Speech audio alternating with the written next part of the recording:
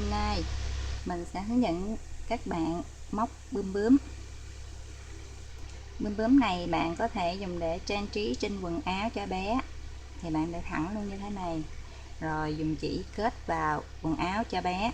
Còn không, mình sẽ dùng để kết vào khung cột tóc hay kết vào kẹp, như thế này cũng được ha. Bây giờ chúng ta sẽ cùng nhau móc bướm bướm nha.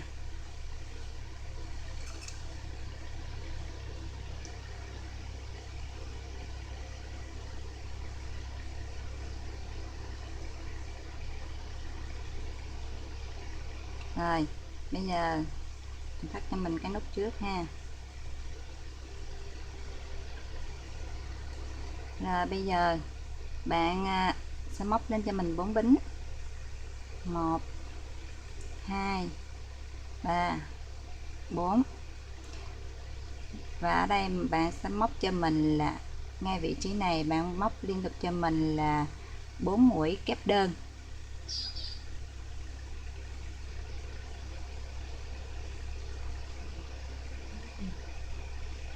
1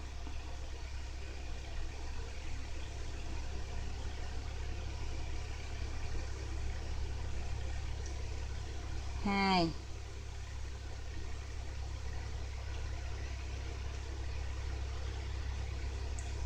3 mũi. Mũi thứ tư này bạn chú ý là móc cho mình là mũi chụm nha.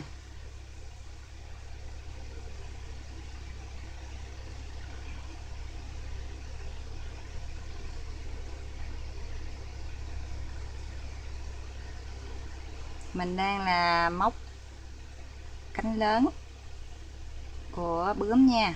Mình đang móc là móc cánh lớn này nha. Rồi, bạn móc lên cho mình 3 bính. 1 2 3 ở hàng thứ hai này. Rồi, bắt đầu bạn thực hiện cho mình là 4 mũi tăng ở từng chân này nhé.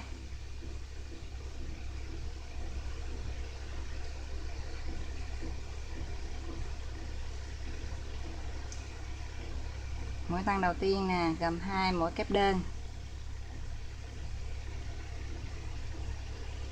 Chân kế tiếp bạn thực hiện cho mình 2 mũi kép đơn.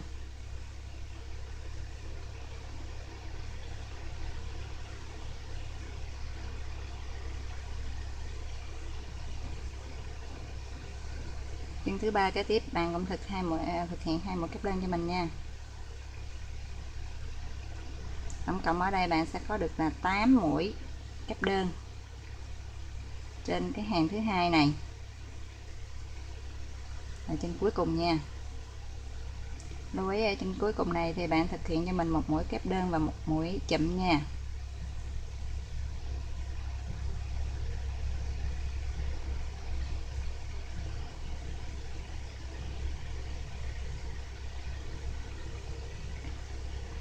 Ở ngay vị trí này là bạn đã có thể phối màu khác. Ở hàng này bạn phối màu khác cho mình cũng được nè. Đây phối màu vô, nhưng mà ở đây mình làm nhanh lên cho các bạn thì mình sẽ không phối màu, sẽ thực hiện trơn một màu luôn. Đây hàng thứ hai. Rồi bây giờ bạn móc lên cho mình 1 bính.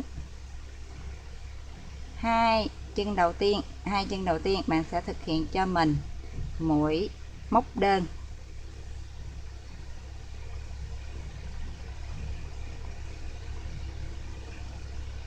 Hai chân kế tiếp bạn thực hiện cho mình mũi nửa kép.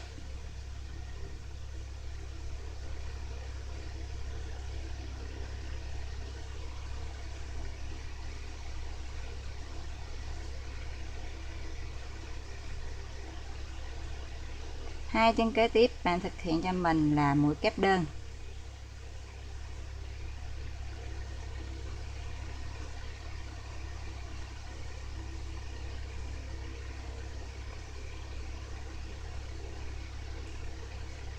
Hai chân cuối cùng bạn thực hiện cho mình mũi kép đôi, nhưng mà là mũi tăng nha.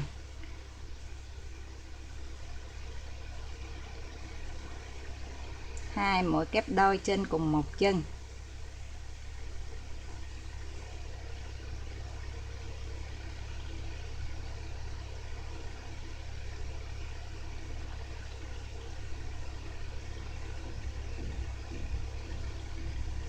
ngay tại vị trí chân này luôn nha.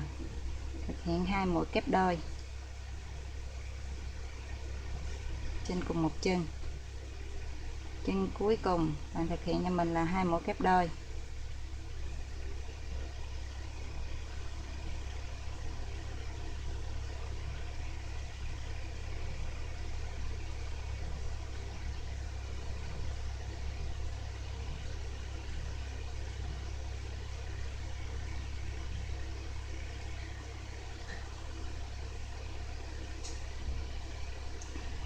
Rồi ở đây bạn thực hiện lên cho mình 3 bính. Nếu bạn nối màu thì tới hàng này là mình cắt chỉ ha. Rồi sau đó bắt đầu mình móc màu xanh từ vị trí này lên cho mình là mũi móc đơn. Sau đó mới lên 3 bính cách một chân, móc một mũi móc đơn, lên 3 bính cách một chân, móc một mũi móc đơn để trở về đây. Rồi sau đó mình sẽ dùng mũi trượt đi hết phần cánh xuống đây là coi như hoàn tất cánh lớn mà có phối màu. Nhưng ở đây mình là thực hiện trơn nên bây giờ mình sẽ không có mũi móc đơn ở hàng này mà là thẳng luôn 3 bính, lên 3 bính cách một chân, một mũi móc đơn,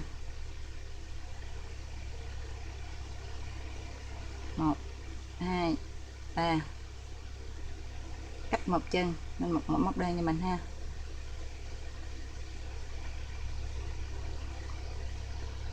Đi hết phần này cho mình. Đây thực hiện mũi móc đơn ở đây cho mình.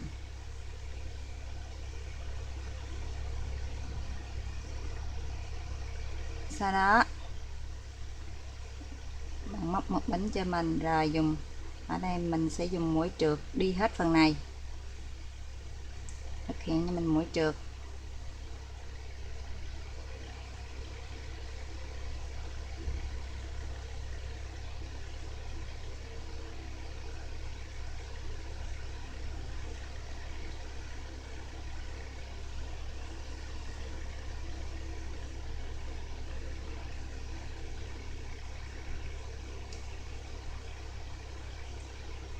Để dời mũi đi đến phần cuối cùng cho mình ha.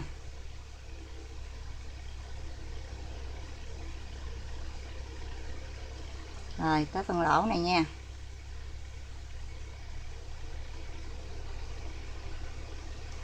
Xong rồi bạn móc lên cho mình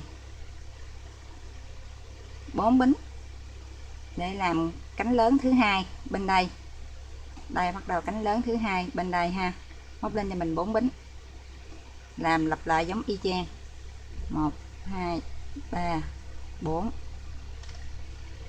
Ở đây móc cho mình 4 mũi kép đơn. 1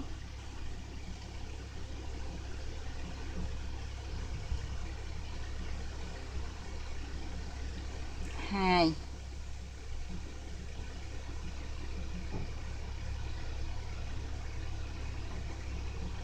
3. Lưu ý mũi thứ tư bạn thực hiện cho mình mũi chậm nha.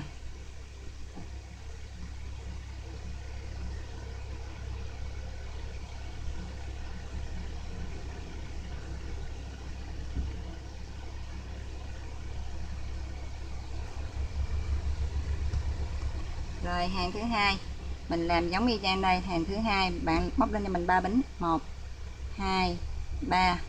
Sau đó lật lại tăng mũi cho mình ở 4 cái chân này, 2 mũi kép đơn vô cùng một chân. 1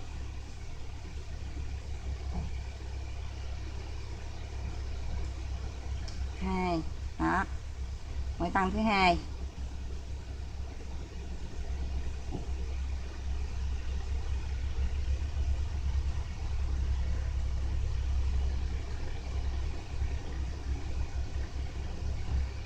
Mũi tăng thứ ba.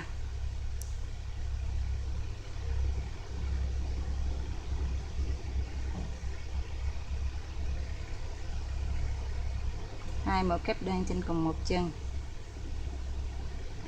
Mũi tăng thứ tư.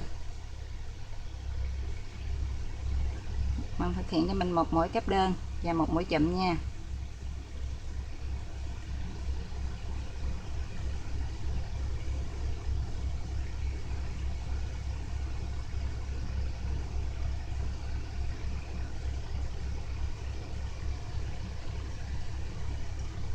Rồi bây giờ bạn móc lên cho mình một mũi một mũi bính, sau đó quay sang hai chân đầu tiên mình sẽ móc mũi móc đơn, một nè, hai chân kế bạn sẽ móc cho mình là mũi nửa kép,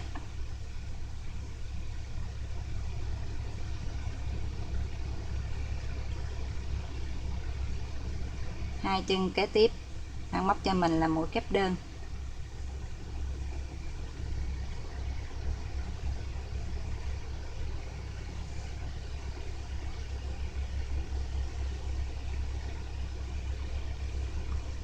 hai chân kế bạn móc cho mình là hai mũi kép đôi trên cùng một chân,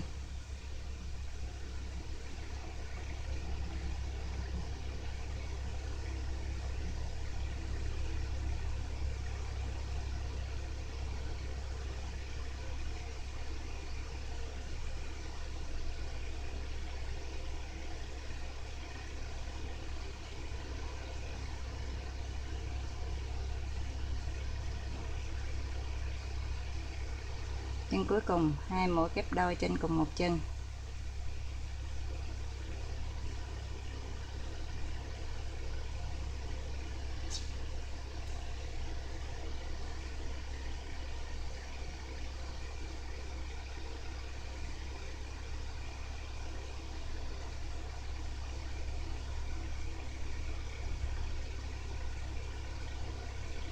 Rồi ở đây bạn móc lên cho mình 3 bính, 1 2 3,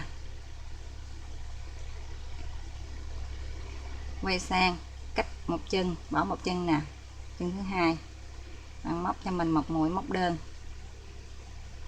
1 2 3 lên 3 bính, cách một chân móc một mũi móc đơn.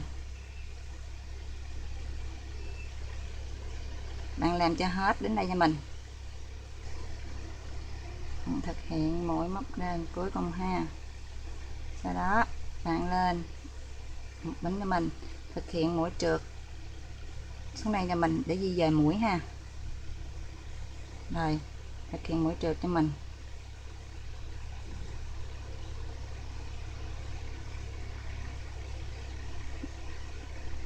để dời mũi di chuyển vào trong đây ha.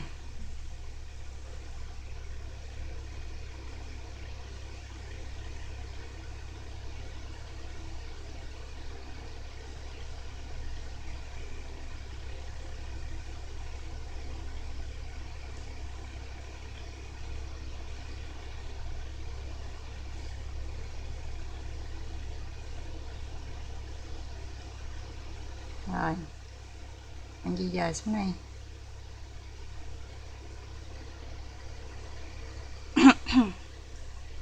Bây giờ là bạn đã hoàn tất hai cánh lớn. Phần tiếp theo mình sẽ hướng dẫn các bạn thực hiện hai cánh nhỏ.